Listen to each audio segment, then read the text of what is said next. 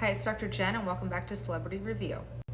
So today we have Jennifer Aniston, who I always thought was aging really well, but then in her recent pictures, she's looking drastically different. So I want to go over what's happening here, and it might be a little long, sorry. So let's start at the top and go down.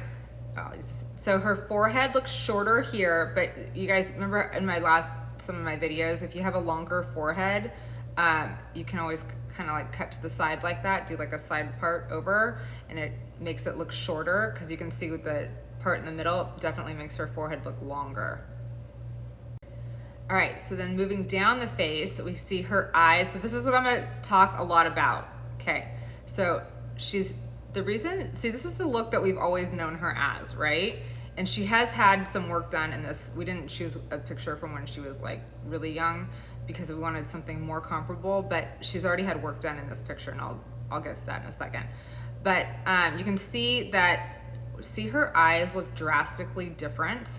So she's 100% had a brow lift. You can see the distance between her medial eye and her medial eyebrow is much longer here, much shorter here. Yes, so her brows have gone up. She's had them filled in via growing her own hair. I think she just grew in her own hair or eyebrow pencil here.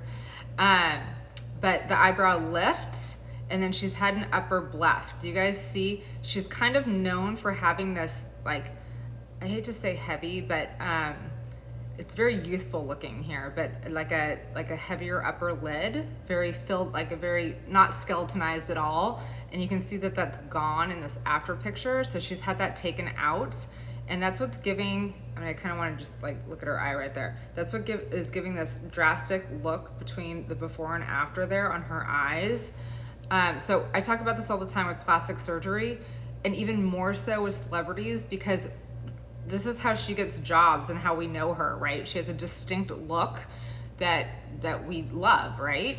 Like Renee Zellweger, great example. She changed her eyes. It's like she looks like a different person.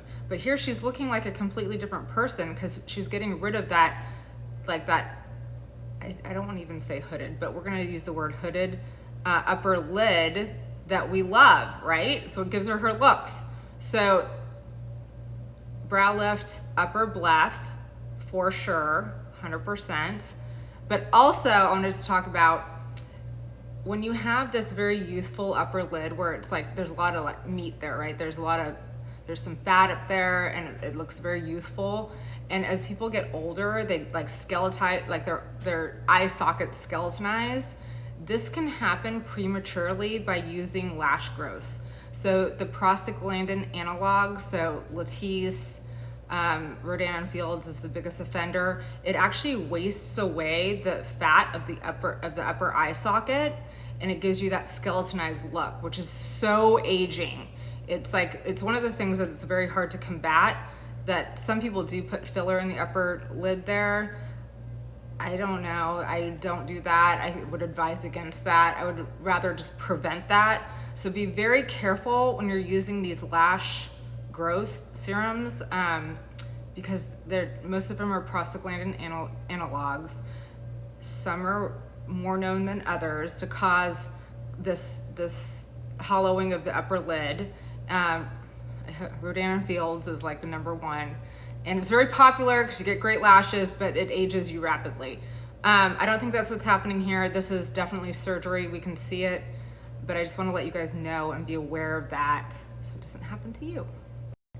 And then if we go down to the underneath the eye, she definitely looks more hollow here. And if you look at different angles of this actually same picture, it's very like lumpy. So you can't really see it in this picture a little bit. You can kind of see it over here a little bit.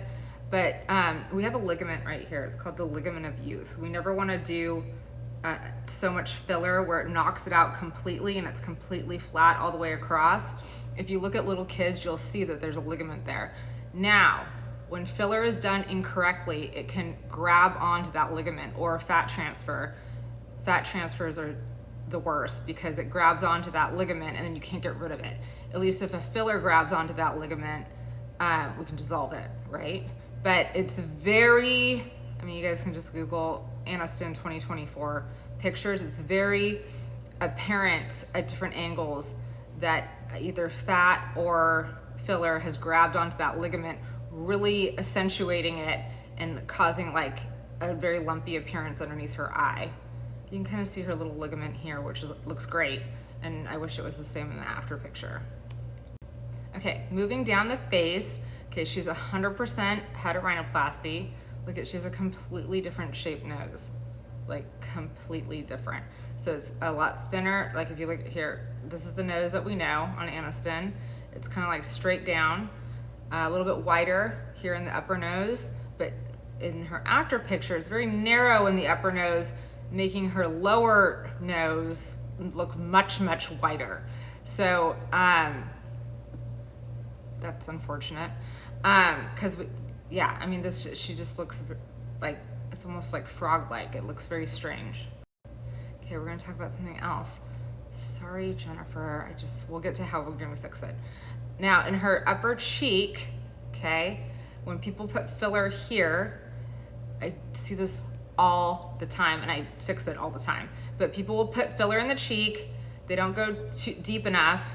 I'm gonna just bounce back up to the eye. So a way to have filler not grab onto that ligament is that you tiny little drops onto the bone. So when it's done too superficially, it's done with a cannula too superficially, it's like number one offender, grabs onto the ligament.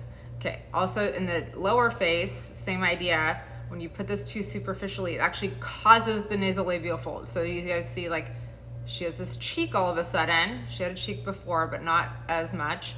And it's causing a much greater nasolabial fold. So we just need to dissolve that, but yeah. Okay, in her before picture, in her upper lip, it's a very flat upper lip, so she needs a philtrum, like the two lines right here. Okay, I gotta keep moving. Sorry guys, I'm gonna just bounce back down. Okay, lips, it doesn't look like she's put anything in her lips, but I do wanna fix that upper lip because it's looking strange. The chin. So if we look at her pictures from when she was way younger, she had a much more prominent chin. Like her chin came down even further, and then you would always see this dent in her face here. Now look at her after picture. So it's kind of well known through the plastic surgery community that she did have her chin shaved down a little bit, and in this picture it's already shaved down.